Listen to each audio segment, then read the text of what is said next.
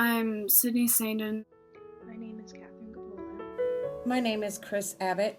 I'm Chase Wadle. Hi, my name is Marissa. Hi, my name is Charlene. I'm Allie. Hi, my name is Kayla Gorley. I've never done self-harm or attempted suicide, but I've certainly considered it in the past. I have self-harmed, and I did consider suicide seriously as an option. And I have considered suicide a lot. I do every day. Yes to both. Yes, I have. I've self-harmed a lot. And I have considered suicide. Yes, I have. Yes, definitely. No. Yes. I tried taking a bunch of pills and it just didn't work. Just felt like crap and threw up a lot. Yes, I have. Twice. I seriously considered it, and I'm glad I didn't. My mom was really upset when she found out. I had to have the school tell her because I couldn't get it out of my mouth. It's had a pretty big negative effect on my life, because now whenever people see my scars, they see me differently than they used to. A lot of my friends self-harm. That affected me by getting me behind my grades. I failed every class this semester. When I was self-harming, my mom didn't know about it, but my best friend did, and every time he'd check my wrists, he'd just get this look on his face. And I really regret it. A lot of the people that I know still self-harm. I get to look at my scars every day, and every time I look in the mirror, I see failure. My boyfriend and best friend killed himself October 31st, 2013. Not really exactly sure why.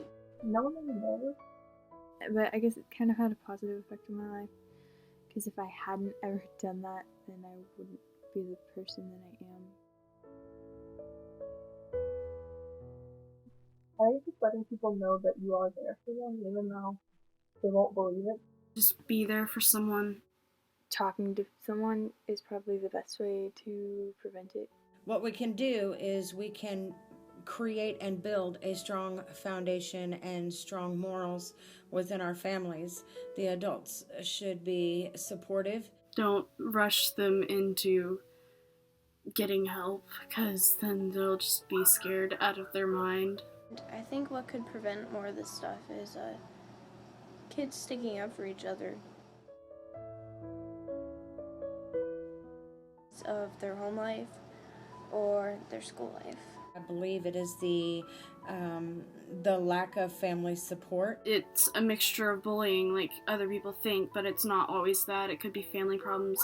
It could be many other things. The list is too long to... It probably is low self-esteem.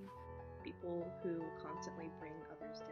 I feel like our foundations as a family are no longer. I think the leading cause of teen suicide is really, it's a mixture of not feeling good enough and then having people tell you the same thing and confirming what you think. And stupid jerks.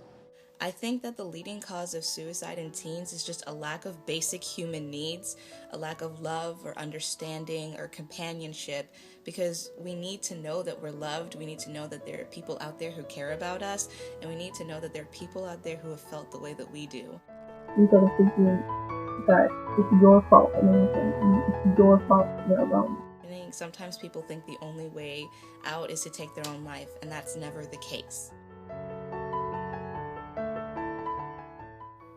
No, I honestly don't think. I think it'll either stay the same or rise. I think they can go down if us as teens make it go down. At the way that our society is headed, I do not feel that that number will decrease. I feel it will increase. I think in the future, we are going to be more accepting. Probably not, no. I think they'll actually increase. I think that suicide rates will definitely decrease in the future because of companies like this to write love on her arms. And the fact that people are talking more and more about mental health, and it's not so much as a stigma or a taboo anymore. You see something sad, you look in the comments, and it's all, kill yourself. And it's just like, you're promoting that person's death.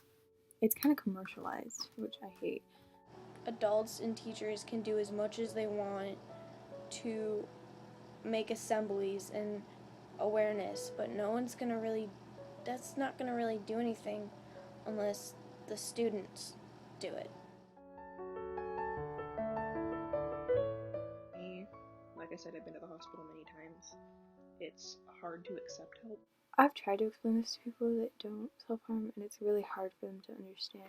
I think that people relapse after getting treatment because when you're feeling sad, a lot of the time, whenever you feel happy or happy things or good things are happening to you or anything like that, you feel guilty. You feel guilty for feeling happy because when you're sad, it's a comfortable state of mind. It's a place where you're familiar with.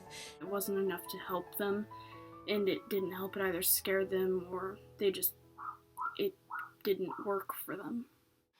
It's like being an alcoholic or a drug addict, and that's what you're addicted to. And so every time something goes wrong, that's your first reaction. It's almost instinct. Either the core problem was not recognized and dealt with, or the core problem was recognized but was not dealt with. And when I say that it was not dealt with, I mean it was not dealt with by all parties. When I went to the hospital, I didn't let everything out. A 14 or a 15-year-old child is self-harming does not mean that mom, dad, brother or sister or an outsider is not part of the problem. It's okay to be happy. Number one coping method is music. I feel they need to have someone that they can talk to. I have this journal, and I write everything that I feel down in it, or I try to. The more people are talking about this and hear about this, and the more that you yourself are talking about this, the less of a power that it has over you.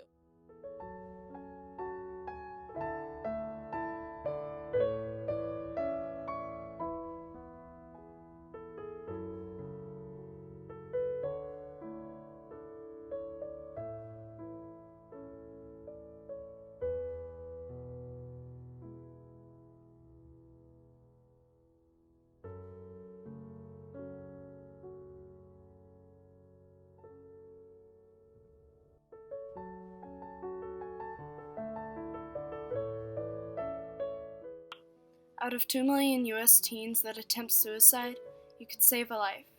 Raise awareness. My name is Kaylee. You can save a life. Raise awareness. Help save a life. Raise awareness.